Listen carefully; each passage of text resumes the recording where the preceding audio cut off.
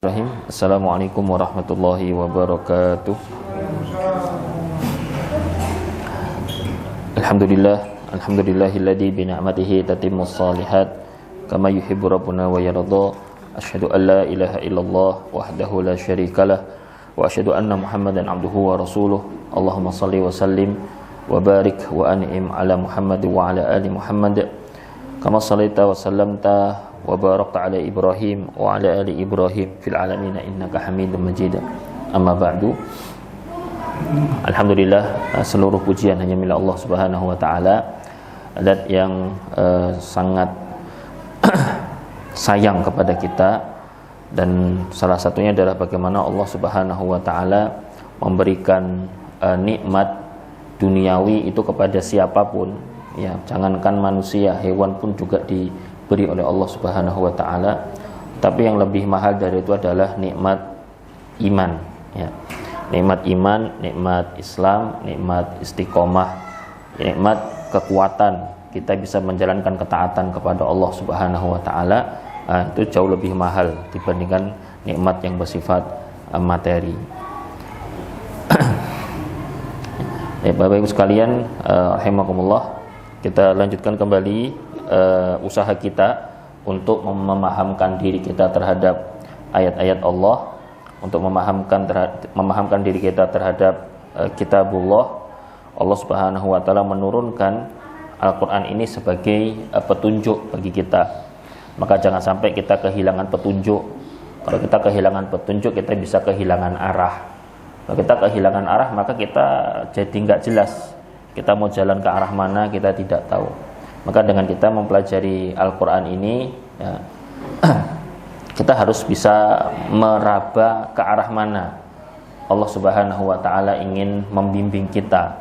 Dari situlah kemudian insya Allah kehidupan kita akan jauh lebih barokah, lebih banyak kebaikan di dalamnya insya Allah. Dan kita di surah Al-Fil, ya, surah Al-Fil, kita sudah masuk di surah Al-Fil kemarin terakhir sebelum kita sempat jeda berapa bulan ini, nggak tahu nih ya, lama ya, jeda berapa, apa? Agustus ya? Oh, Agustus, September, Oktober.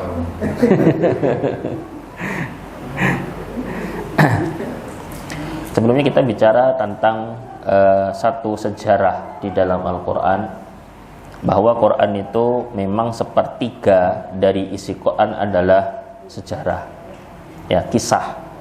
Tetapi Quran bukan buku sejarah. Quran bukan buku sejarah, tapi Quran adalah kitab yang dijadikan sebagai petunjuk untuk umat Islam dan untuk semua manusia. Buktinya apa? Buktinya adalah Quran susunannya itu tidak sesuai dengan urutan turun, ya kan? Kalau Quran adalah salah satu bukti bahwa Quran adalah bukan kitab sejarah, itu harusnya ayat pertama itu ya surat Iqra, kan gitu. Harusnya surat pertama itu surat Iqra, tapi apa surat Iqra? Bukan, tapi surat Al-Fatihah, gitu ya. Kalau Quran buku sejarah harusnya kan kronologis, gitu ya. Dia kan harusnya urut, tetapi tidak seperti itu. Kenapa? Karena memang kisah yang diturunkan oleh Quran bukan hanya sebatas kisah yang bicara tentang kronologi, tapi lebih dari itu, bahwa jadi bahwa Al-Quran itu kisahnya sekalipun itu mengandung makna sebagai petunjuk kehidupan bagi kita. Maka mari kita gali kisah hikmah-hikmah, pelajaran-pelajaran yang dikisahkan oleh Al-Quran. Surah Al-Fil itu adalah surat yang berkisah tentang pasukan gajah yang dipimpin oleh Abrahah al-Ashram. Tetapi di pertemuan terakhir kita mengaitkan itu dengan kisah yang lain yang disebutkan oleh Al-Quran, yaitu kisah Ashabul Ukhdud, ya, yang Allah kisahkan di dalam surat Al-Buruj. Qutila ashabul ukhdud an-nari dzatil waqud. Bahwa ketika orang-orang manusia itu mereka menyatakan beriman kepada Allah Subhanahu wa taala, mengesahkan Allah Subhanahu wa taala, kemudian mereka dibunuh dengan cara dilemparkan ke parit ya, dilemparkan ke parit, yang parit itu sudah dinyalakan api. Paritnya cukup besar, ditaruh di situ kayu, kayunya dibakar, orang-orang kemudian dilemparkan ke situ siapa yang mengimani Allah Subhanahu wa taala. Maka salah satu dari ashabul ukhdud ini ada yang lari. Dia minta bantuan. Namanya adalah, disebutkan dalam kitab sejarah, namanya adalah Daus Dzu Tha'laban. Daus Dzu Tha'laban ini kemudian bisa melarikan diri dengan izin Allah. Kemudian dia minta bantuan ke kerajaan yang beragama Nasrani, yaitu Romawi. Romawi ingin kirim pasukan tapi terlalu jauh. Maka Romawi kasih instruksi ke Habasyah, kasih instruksi ke wilayah Afrika, Ethiopia, yang lokasinya dekat dengan Yaman. Karena lokasi kisah Ashabul Ukhdud yang dibakar tadi itu terjadi di sekarang masuk wilayah Yaman. Akhirnya dari pasukan Afrika itulah kemudian dipimpin oleh salah satu jenderal perang bernama Ar-Riyad, ya, dengan 70.000 pasukan. 70.000 pasukan itu kemudian menyeberangi Laut Merah dan sampai di negeri Yaman. Ketika sampai di negeri Yaman, kemudian mengambil alih kekuasaan Yaman, yang mana mereka telah membunuh banyak sekali orang-orang yang beriman kepada Allah, gitu ya. Ar-Riyad sebagai panglima utama, Ar-Riyad sebagai panglima tertinggi, dia tidak dikirim sebagai pemimpin tunggal, tetapi ada wakilnya, ya. Wakilnya bernama Abraha, gitu. Jadi Abraha itu bukan orang Jazirah Arab, bukan orang Arab. Abraha itu orang Afrika, ya. Dia wakil dari jenderal utamanya yaitu Ar-Riyad, gitu. Dikirim dengan 70.000 pasukan yang berangkat dari Afrika menuju ke Yaman, gitu. Akhirnya kemudian Raja Yaman yang mengeksekusi orang-orang dengan cara dibakar tadi, dibunuh, ya, kita cerita singkat aja, dibunuh, kemudian dia kekuasaannya diambil alih oleh pasukan dari Afrika tadi, pasukan dari Habasyah tadi, sehingga Yaman itu kemudian jatuh atau di bawah kekuasaan Habasyah, di bawah kekuasaan orang-orang yang datang dari Afrika tadi. Nah, kemudian yang menggantikan untuk memimpin Yaman siapa? Ya, panglimanya tadi. Siapa panglimanya namanya tadi? Ar-Riyad. Ar-Riyad lah yang memimpin karena dia panglima tertingginya. Cuma Ar-Riyad ini memang orangnya agak kasar, ya. Orangnya memang keras, orangnya memang kasar. Disebutkan memang badannya memang besar, ya. Badannya memang besar, orangnya juga tinggi, gitu ya. Sampai kemudian ketika dia memimpin Yaman, banyak orang yang tidak suka, gitu. Banyak orang tidak suka, banyak orang ya kita tahu, ya, nggak ada ceritanya ada masyarakat rakyat yang dipimpin oleh raja bengis atau pemimpin bengis, nggak ada, ya kan? Jangankan raja, ya kan? Jangankan raja, jangankan pemimpin, guru saja kadang-kadang kalau kasar sama muridnya seneng nggak? Antum teringat nggak punya guru killer? Dari sekian banyak guru yang tentu berkesan bagi seorang siswa, kesan negatif itu yang apa? Yang killer, ya. Rasain nggak antum? Rasain, ya. Gurunya pokoknya kalau dulu ngaji nggak bisa, gurunya megang rotan, gitu kan, ya. Pukul kepalanya, salah kamu bacanya, salah kamu bacanya. Kalau sekarang gitu itu laporin polisi, ya. Gurunya nggak berani bawa, nggak berani negur muridnya sampai. Maka orang-orang tidak suka ketika dipimpin oleh Ar-Riyad karena sikap watak keras, karakter keras dia itu. Sehingga kemudian mereka membujuk Abraha untuk melengsarkan Ar-Riyad, gitu. Karena Abraha itu memang orangnya itu secara karakter tidak terlihat keras, enggak. Dia tidak terlihat orang yang bengis gitu, enggak, ya kan? Tetapi Abraha ini orangnya culas, gitu. Karakternya itu culas. Tahu culas, ya? Licik. Orangnya itu licik. Jadi secara, ya, kalau secara face, secara tampang dia tidak segarang Aryat, tapi otaknya tuh memang orang licik gitu ya.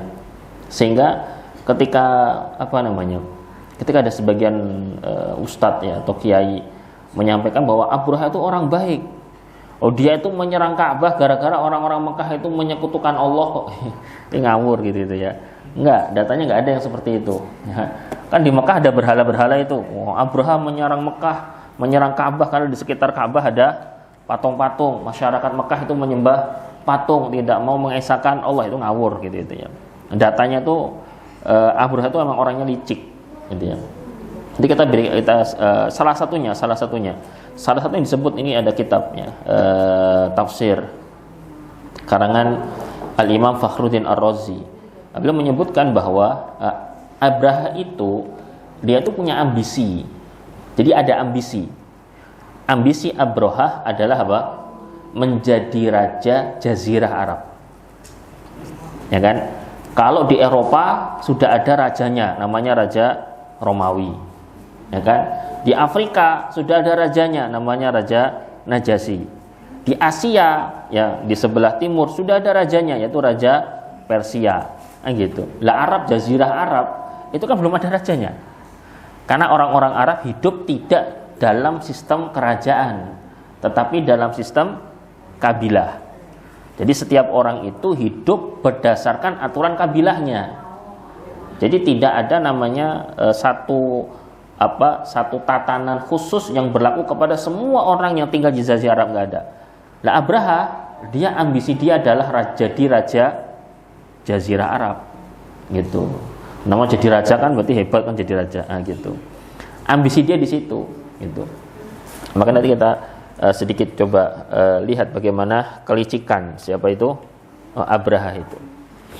Lah Abraha itu kemudian dihasut, ente berpihak ke kami aja, lengserkan Aryat, nanti kami akan dukung ente jadi pemimpin kami, gitu kan. Akhirnya kemudian dihasut seperti itu, ya akhirnya kan cocok dengan ambisinya Abraha. Bisa nggak Abraha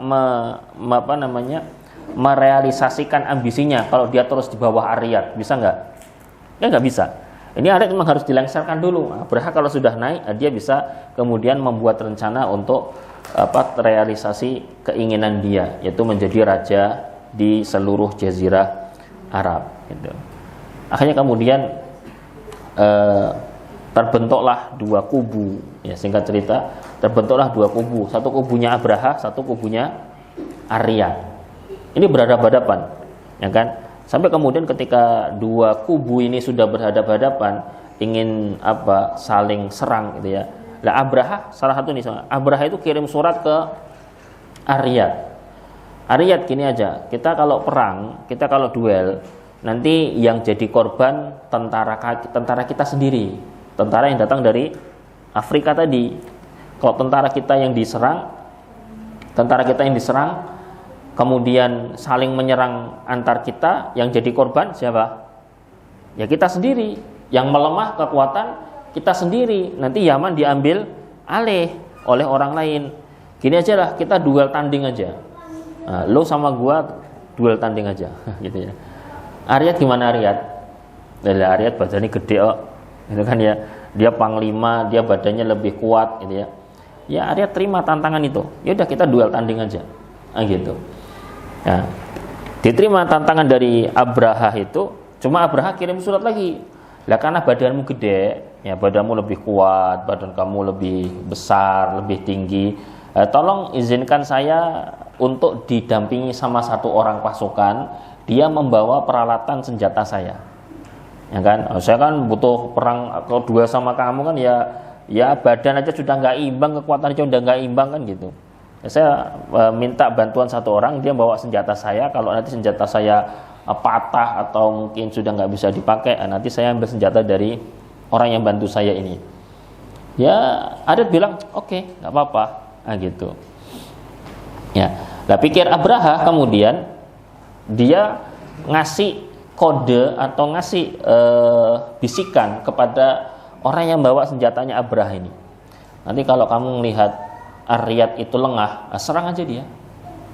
gitu ya. Serang aja dia. Jangan, nggak usah nunggu komando saya. Pokoknya kalau kamu melihat merasa ini Ariyat ini lengah, serang aja dia, bunuh aja dia, langsung bunuh aja. Nah gitu. Nggak licik loh. Ngapusi ngadalin Ariyat ini kan. Nah, tapi sampai benar disebutkan itu bahwa terjadi duel antara Ariyat dan Abraha. Sampai kemudian disebutkan dalam riwayat itu di satu saat ketika Ariyat itu mengayunkan pedangnya, gitu ya, mengayunkan pedangnya, Abraha itu telat menghindar. Abraha telat menghindar. Yang terjadi apa? Yang terjadi nih, apa ini? Ujung hidungnya dan ujung bibirnya ini ketebas sama pedangnya Ariyat. Dus gitu. Jadi apa? Jadi apa? Kita nyebutnya apa? Apa? Ini kalau mancung jadi mancungnya hilang. Kalau bibirnya bagian depannya juga kena tebasan pedang tadi. Jadi yang kena wajah bagian depan, hidung sama bibirnya itu. Nah, orang dalam bahasa Arab, orang yang bagian ujung hidungnya ini tidak lancip, terpotong, itu kan ya, itu disebut dengan ashram. Ashram ya. Maka Abraha itu dikenal dalam teks-teks catatan sejarah itu dengan Abraha al-Ashram, orang yang ujung hidungnya kepenggal, hilang gitu ya.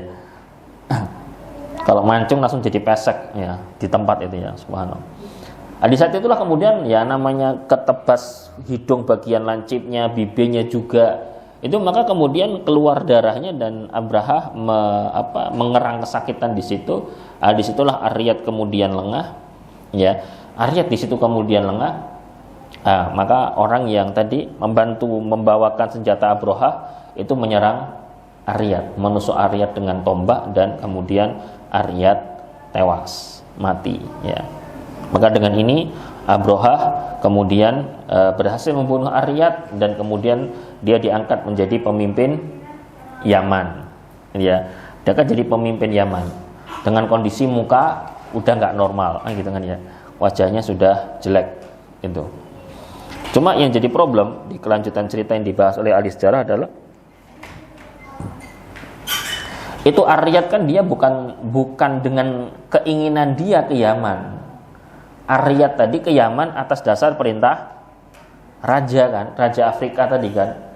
Lah kira-kira gimana raja Afrika itu? Mendengar berita bahwa panglima perangnya itu kemudian dibunuh sama bawahannya. Itu gimana kira-kira?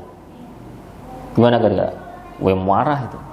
Raja Najasyi yang mengirim pasukan 70.000 tadi, itu kan juga rajanya Abraha juga. Itu marah besar.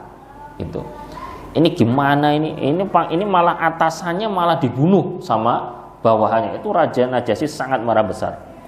Maka disinilah kemudian Abraha melihat, ini kalau sampai Raja Najasyi ini marah, maka ambisinya nggak bisa tercapai. Dia akan dapat gangguan dari arah Afrika. Maka dia harus pertama kali membuat gimana Raja Najasyi ini bisa menerima kenyataan bahwa yang jadi Raja Yaman itu sekarang saya. Harus bisa ini, gimana caranya? Nah, salah satunya di situ adalah kemudian Abraha membuat sebuah katedral, sebuah gereja disebut dengan nama Kilis atau Kulais. Ya, sebagian ulama membacanya Kilis, sebagian ulama membacanya Kulais. Itu adalah sebuah gereja yang sangat megah sekali. Di zaman itu loh ya, sangat besar, sangat megah, wajar ya karena Nasrani kan, mereka kan agamanya dasarnya Nasrani. Dibangunkan gereja, dibangunkan tempat ibadah orang Nasrani yang sangat besar sekali, sangat besar sekali. Kenapa dikatakan Kilis? Disebut nama Kilis itu karena ketika orang kalau pakai topi, kalau dia kemudian menengadahkan pandangannya ke atas gini, topinya jatuh. Saking memang gerejanya itu tinggi. Allah alam, sepertinya sekarang sudah nggak ada sisa-sisanya, sepertinya nggak ada. Ya, itu sudah dihancurkan kalau nggak salah di Daulah Bani Abbasiyah ya, itu dihancurkan gereja ini. Jadi sudah tidak ada bekasnya lagi. Allah alam. Ada yang pernah ke Yaman? Mungkin bisa nyari napak tilas ya. Maka di sini kemudian bangun gereja tadi dengan tujuan apa? Satu, ini membuat ridho, membuat penerimaan bahwa Najasyi sebagai rajanya Abraha menerima dan merestui kalau Abraha menggantikan Aryad. Ini gimana ceritanya biar direstui ini, gitu. Ya meskipun ya tetap mau bagaimanapun ya Najasyi tetap kurang bisa terima, tapi usaha dari Abroha itu adalah apa? Bagaimana Abroha menggunakan kesempatan ini untuk menarik masyarakat Jazirah Arab datang ke Yaman. Karena Abraha ini bukan orang sembarangan kan, dia kan juga politikus juga, dia panglima perang juga, tapi dia juga politikus juga kan dia.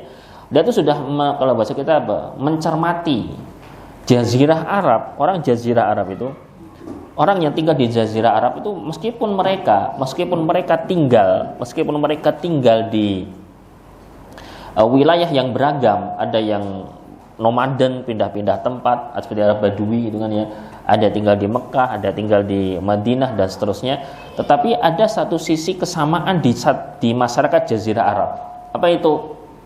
Mereka mengagungkan Ka'bah sebagai tempat ibadah mereka.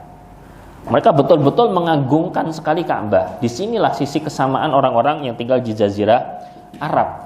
Maka salah satu cara yang dilakukan oleh Abraha, di satu sisi dia ingin membuat gimana caranya Raja Najasyi itu merestui bahwa Abraha menggantikan Aryad. Tapi di satu sisi dia juga berpikir gimana caranya bisa menarik orang-orang Jazirah Arab ke Yaman dan kemudian lama-kelamaan akan mengakui bahwa Abraha adalah raja, bukan hanya raja Yaman tapi raja satu Jazirah Arab itu. Maka disitulah Abraha membangun gereja tadi, gitu. Dibangun gereja tadi. Nah, salah satu tujuannya tadi untuk meredam amarah Najasyi, kemudian merestui Abraha menjadi raja Yaman menggantikan pemimpin Afrika sebelumnya Aryad. Yang kedua adalah menarik masyarakat Jazirah Arab. Ente kalau mau ibadah nggak usah ke Ka'bah. Nih, ibadah di tempat ibadah yang ada di Yaman yang saya bangun, lebih besar, lebih megah. Kan? Nah, kalau Ka'bah bandingin dengan Kilis atau Kules, kalau dari sisi kemegahan, megah mana? Ya, megah Kilis sekali. Disebutkan itu di beberapa tembok ya, beberapa tembok Kilis itu, gereja itu. Itu ada beberapa mutiara yang ditanam di situ. Kalau Ka'bah apa Ka'bah? Cuma tumpukan batu yang disemen gitu doang kan? Ya kan? Nah, kalau dari segi megahnya, besarnya ya besar yang ada di Yaman itu. Cuma kalau sakralnya ya jangan tanya ya kan? Ya kan namanya Ka'bah itu sejak zaman Nabiullah Ibrahim alaihissalam. Maka dari sinilah kemudian Abraha itu berusaha menarik orang supaya gimana? Orang itu setiap tahun kan orang-orang pada datang ke Mekah untuk melaksanakan ibadah haji. Nah, kenapa nggak orang datang ke Kilis saja? Kalau nggak datang ke Kilis saja, ibadahnya nggak usah di Ka'bah, tapi ibadahnya ke Kilis. Akan diberikan kenyamanan, akan diberikan fasilitas yang jauh lebih enak dibandingkan ketika melakukan ibadah di Mekah. Itu kan usaha dari Abraha. Maka kalau orang nanti lama-lama sudah bisa mengalihkan ibadah dari Mekah ke Kilis dalam versi Abraha, itu nanti akan sangat mudah sekali untuk mengklaim dirinya lebih punya kuasa pada Jazirah Arab. Nah, tapi kenyataannya melihat ambisi Abraha seperti itu, disebutkan ada dua orang yang nggak terima, kan ya? Ada orang nggak terima. Maka dua orang ini disebutkan dia dari Bani Kinanah Al-Kinani, dua orang dari Bani Kinanah yang tempatnya tidak jauh dari Yaman, tinggal di situ. Dia itu kemudian keluar dari rumahnya menuju ke mana? Menuju ke Kilis, menuju ke gereja tadi. Ngapain? Mohon maaf. buang air besar di dalam kilis. Kemudian kotorannya itu diblepotin di temboknya kilis. Untuk ngejek, ya kan? Ente Abraha pengen supaya kilis ini jadi kayak Mekah, nggak mungkin nih. Temboknya aja nggak dihargai sampai dilumuri dengan kotoran manusia. Itu. Keesokan harinya Abraha dirapori, yang gitu, bahwa rumah ibadahnya itu dikotori seperti itu. Oleh siapa? Oleh masyarakat yang dia notabene-nya adalah orang ibadahnya ke Ka'bah. Abraha justru memandang ini kesempatan, ini adalah sebuah peluang untuk bisa menyingkirkan Ka'bah. Kalau ini kan selama ini kan berusaha untuk mengalihkan secara mindset ya, cara pandang. Ayo pindah ke sini. Nah, ternyata nggak bisa, malah kilisnya yang diapain berarti itu? Dikotori gitu kan ya, dilecehkan ya kan oleh orang-orang Jazirah Arab itu. Maka ini kesempatan, udah Ka'bahnya kita sasar aja sekalian kan gitu. Tapi kita sasar aja sekalian, biar hancur aja sekalian. Nah, kalau sudah hancur kan kita lebih mudah mengklaim bahwa di Jazirah Arab hanya ada satu tempat ibadah. Kalau mau ibadah ya di sini aja, selesai. Lebih mudah berarti kayak gitu. Ya, bagaimana cara Abraha berpikir itu betul-betul licik gitu ya. Maka disinilah Abraha menyiapkan pasukan, gitu ya. Disiapkan pasukan, kemudian pasukan itu digerakkan dari Yaman menuju ke mana? Menuju ke Ka'bah, ya, menuju ke Mekah, diarahkan ke sana. Tujuannya sederhana. Tujuannya itu cuma ingin berurusan dengan siapa? Dengan Ka'bah saja. Dia nggak mungkin untuk membunuh orang Mekah. Kenapa? Karena orang Mekah nantinya itu juga akan menjadi rakyat dia, kan gitu. Yang harus mengakui tentang kemenangan Abraha. Kalau dibunuh ya nggak mungkin. Karena yang diincar itu adalah Ka'bahnya. Yang diincar Ka'bahnya, bukan penduduk Mekahnya, bukan. Karena kalau Ka'bah sebagai tempat ibadah yang dianggap sakral ini sudah runtuh, sudah rata dengan tanah, udah selesai. Orang yang hidup tidak punya pilihan untuk ibadah lain kecuali ke tempat ibadah yang dibangun oleh Abraha tadi. Segitunya ya cara berpikirnya. Sehingga dari sinilah berangkat siapa? Abraha dengan pasukan bergajah, ya, menggunakan gajah. Di mana gajah itu satu hewan yang pada zaman itu tidak lazim ada di Jazirah Arab. Kalau di Afrika itu sudah menjadi hal lumrah biasa. Ya, kalau di Jazirah Arab itu namanya hewan yang digunakan untuk berperang ya onta sama kuda. Namanya gajah itu hampir tidak didapati, ya kan? Dan ini memang sengaja menggunakan pasukan gajah. Kenapa pakai pasukan gajah? Kenapa? Ya, karena pertama, gajah itu memang secara postur besar, dan salah satu hal yang ditakuti oleh onta terutama ya. Onta itu salah satunya itu memang takut sama hewan yang badannya lebih gede seperti gajah gitu. Makanya kalau onta dihadapkan sama gajah gini, mesti ontanya balik. Jadi dia punya naluri kehewanan. Kalau harus berhadapan dengan hewan yang lebih besar dari dia, mending pulang aja. Nah gitu. Itu naluri onta seperti itu. Emang sengaja. Kenapa Abraha itu menggunakan gajah?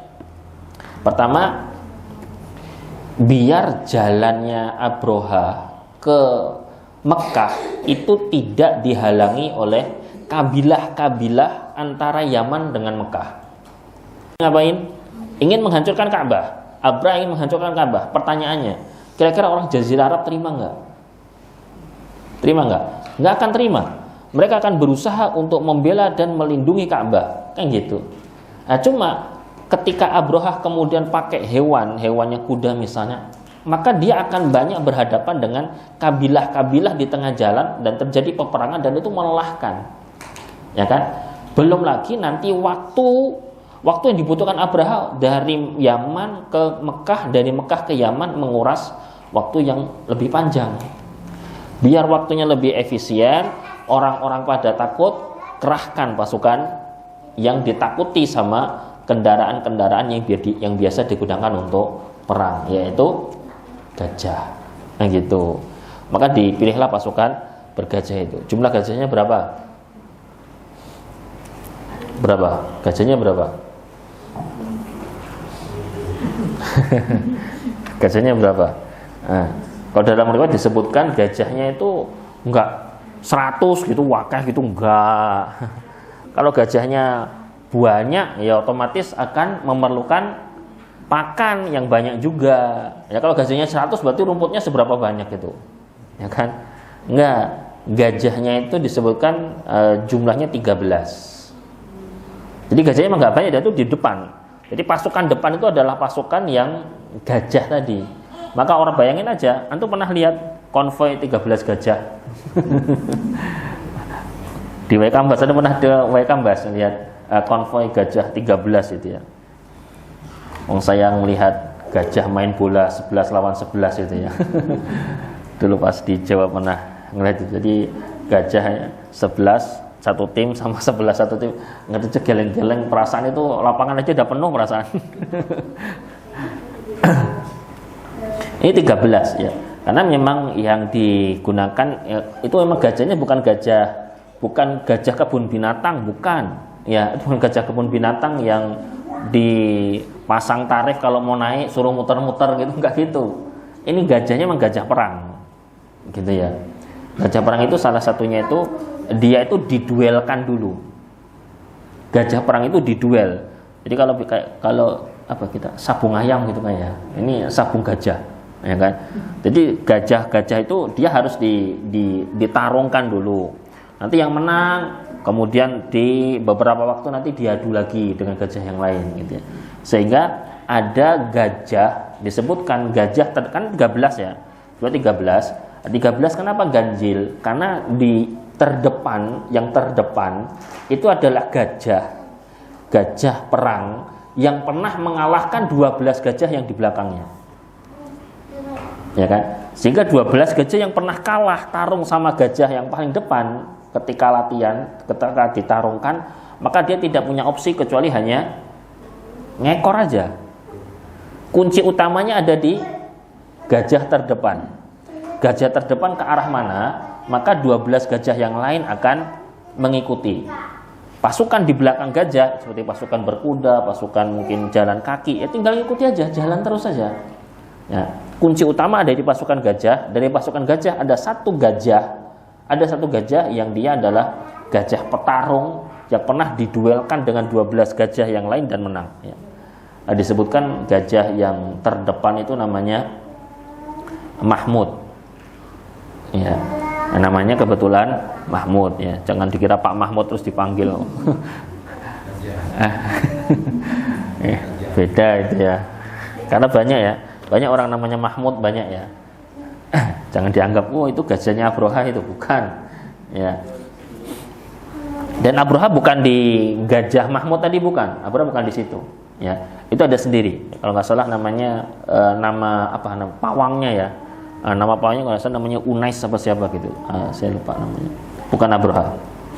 Jadi memang sengaja bawa gajah memang tujuannya seperti itu. Dan faktanya memang seperti itu. Ketika melakukan perjalanan dari Yaman ke Mekah, melakukan perjalanan kalau nggak salah hanya ada 2 kali. Hanya ada 2 kali kabilah yang berusaha menghadang pasukan gajah. Lah, hasilnya apa hasilnya? Ya jelas kalah wes. Gak usah dipertanyakan lagi. Menghadapi pasukan yang kendaraan sendiri aja udah ketakutan gitu ya. Gimana ceritanya? Kita bawa onta untuk perang gitu ya. Ketika sudah ketemu sama gajah, ontanya tiba-tiba putar balik. Terus kita gimana? Yang di atas onta kesulitan sendiri kan gitu. Nah, manusia sendiri ngeliat gajah kan udah gede kayak gitu itu.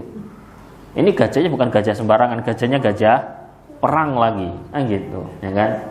Antum pernah berdiri di bawah kaki gajah yang berdiri gitu, yang depan tapi ya rasanya gimana itu ya? Pernah ya? Ini gajahnya gajah memang dilatih untuk perang gitu ya.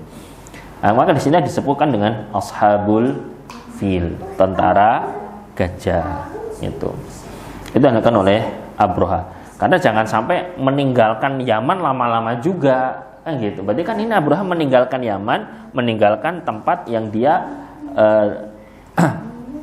sebagai penguasa di situ. Ini kalau ditinggal Yaman terlalu lama, maka Yaman bisa diambil alih oleh pihak yang lain.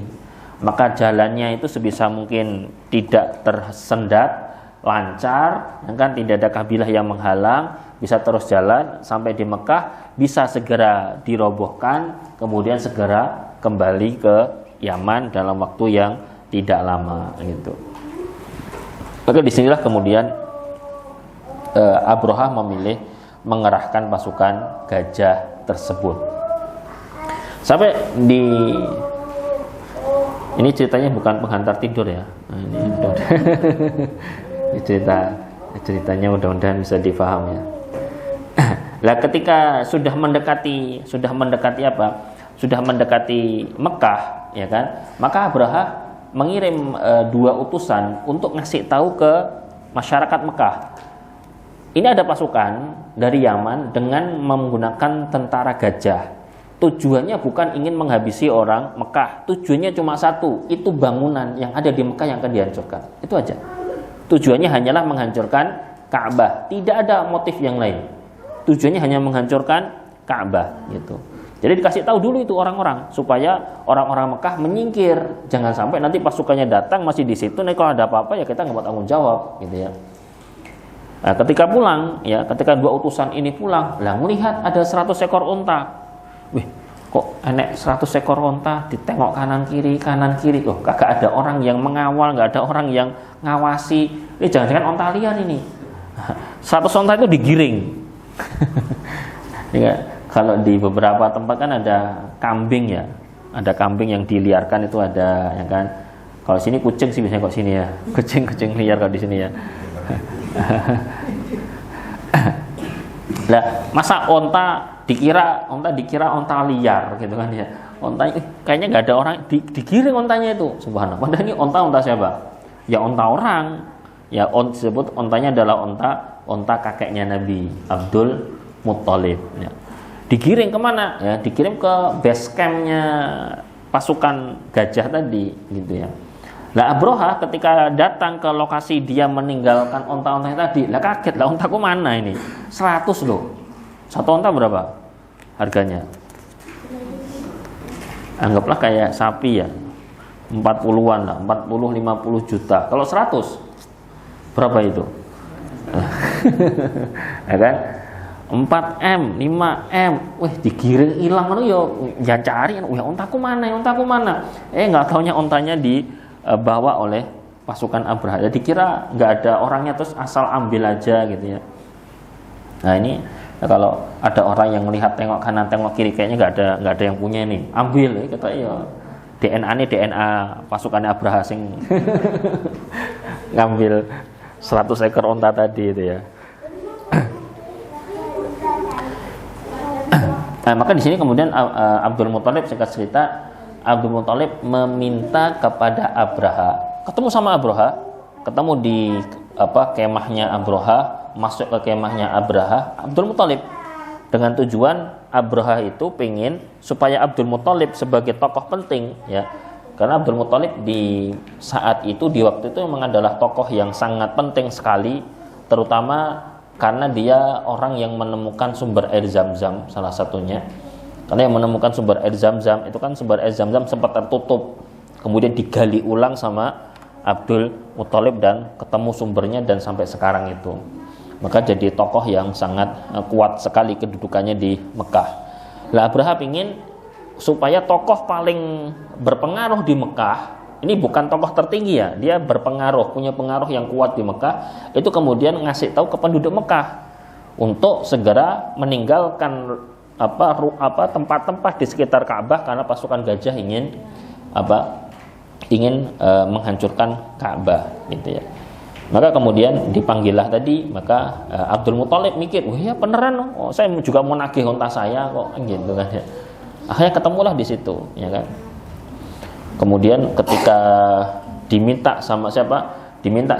disuruh sama Abraha, tolong beritahu ke masyarakat Mekah supaya meninggalkan sekitar Ka'bah, karena kami akan datang untuk menghancurkan Ka'bah. Ini ya. Jadi Abraha mengawali pembicaraan dengan menyuruh Abdul Muthalib untuk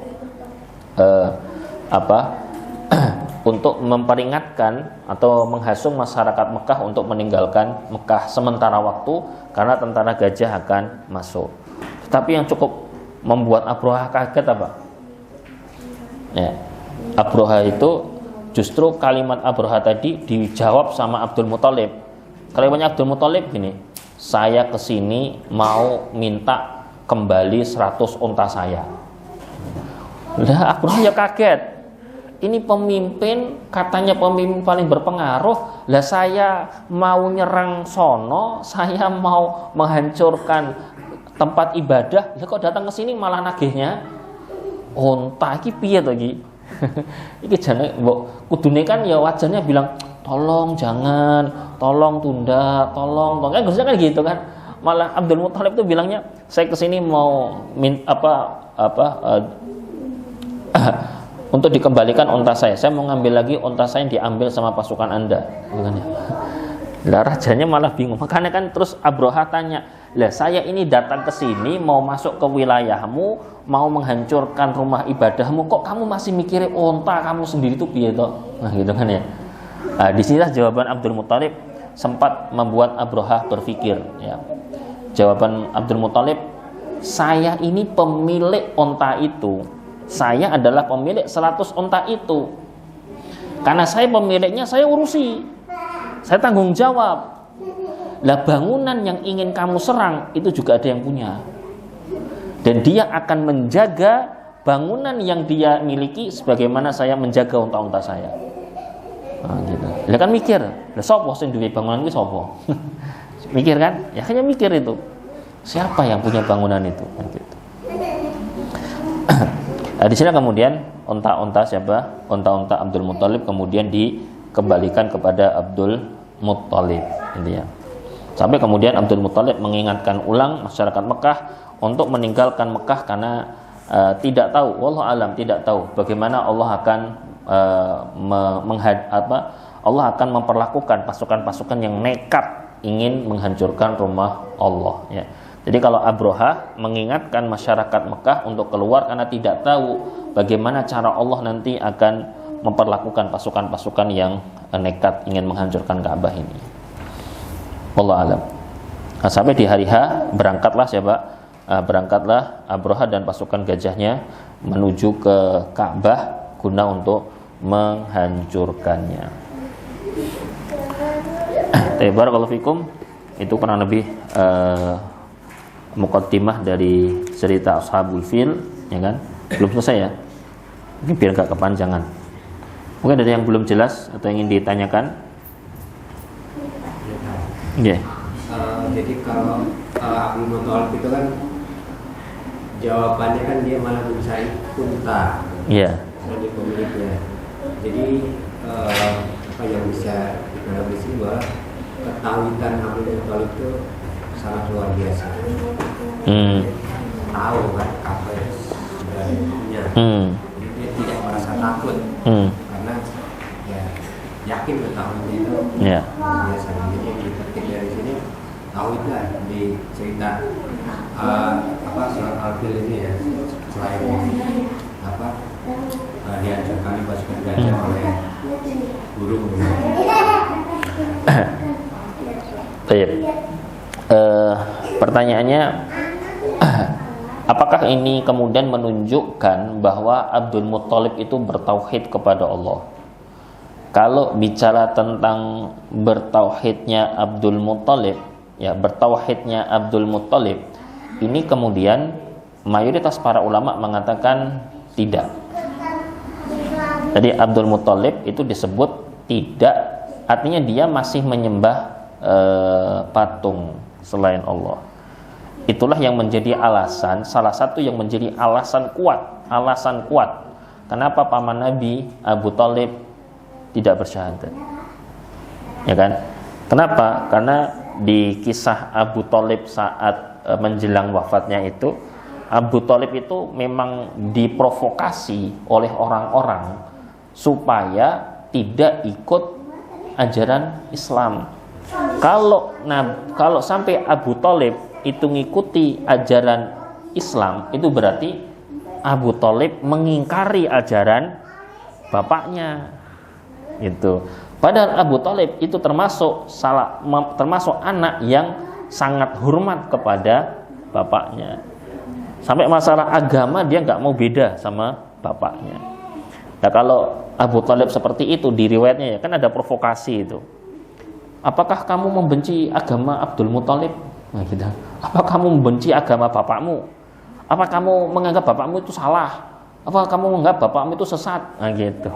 Nah, itu kan provokasi. Karena kalau sampai mengucapkan asyhadu alla ilaha illallah wa asyhadu anna muhammadar rasulullah, maka otomatis sudah berbeda ajaran yang diyakini Abu Thalib kalau mengucapkan kalimat itu dengan bapaknya. Jadi kalau secara tidak langsung kan itu mengindikasikan bahwa apa yang disembah oleh Abu Thalib itu sama seperti yang disembah oleh bapaknya. Ya.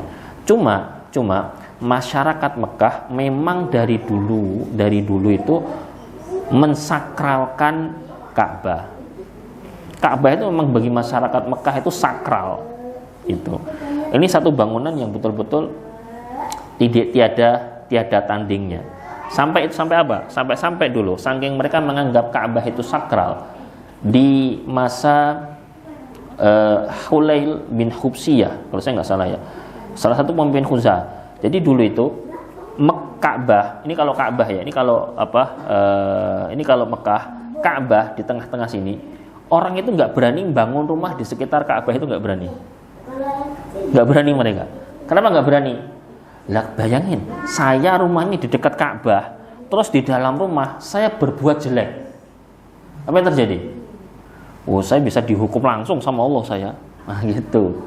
Sampai gitu, makanya mereka nggak berani bangun rumah di sekitar Ka'bah, nggak berani. Jadi Ka'bah itu dulu itu adalah satu bangunan yang berdiri kanan kirinya itu nggak ada rumah.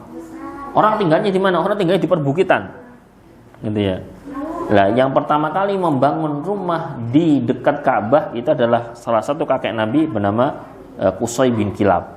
Itu yang pertama kali membangun bangunan yang dijadikan rumah, kemudian dijadikan bangunan yang disebut dengan Darun Nadwah.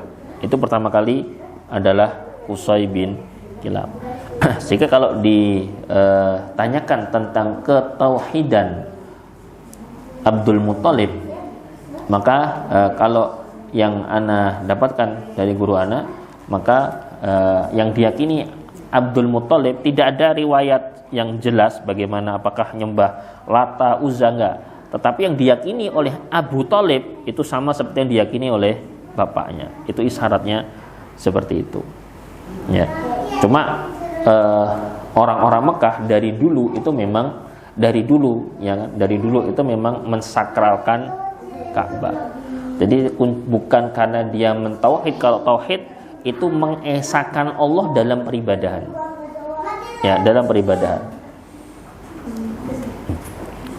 Ini bukan dalam hal ibadah. Ini dalam melihat bahwa Ka'bah ini sakral, gitu ya. Kalau dalam urusan itu semua di zaman Nabi sekalipun juga sama, ya. Di zaman Nabi sekalipun orang-orang itu masih mensakralkan Ka'bah, tapi faktanya mereka juga naruh patung di sekitar Ka'bah, gitu. Kalau mentauhidkan Allah itu harusnya patung-patung itu nggak ada itu, gitu. Harusnya seperti itu. Wallahu a'lam. Jadi ini babnya tentang keyakinan, ya, keyakinan tentang kesakralan Ka'bah. Belum lagi cerita yang terdengar di masyarakat Arab tentang Isaf dan Nailah. Pernah dengar ceritanya, ya? Isaf dan Nailah. Isaf dan Nailah adalah dua orang, satunya laki, Isaf laki-laki, Nailah perempuan, yang kemudian dikutuk sama Allah, bahasa kita gitu ya, di dalam riwayat disebutkan gitu. Wallah alam kebenaran riwayat, cuma riwayatnya ada Ishaq dan Nailah itu dikutuk oleh Allah jadi batu gara-gara keduanya berbuat hal tidak senonoh di dekat Ka'bah. Ya kan? Kalau kita kan ada maling kundang kita ya. Ya kan? Gara-gara durhaka sama ibunya kan gitu. Kalau dalam catatan sejarah akhbaru Mekah ya, cerita-cerita tentang seputar Mekah itu ada kisah Ishaq dan Nailah. Itu ada di dalam budaya mereka, itu ada sejarah, itu tuh ada gitu. Wallah alam kebenarannya, wallahu taala a'lam. Jadi apalagi kalau ada cerita seperti itu kan semakin membuat mereka ini memang sakral sekali Ka'bah ini kan gitu. Wallah alam.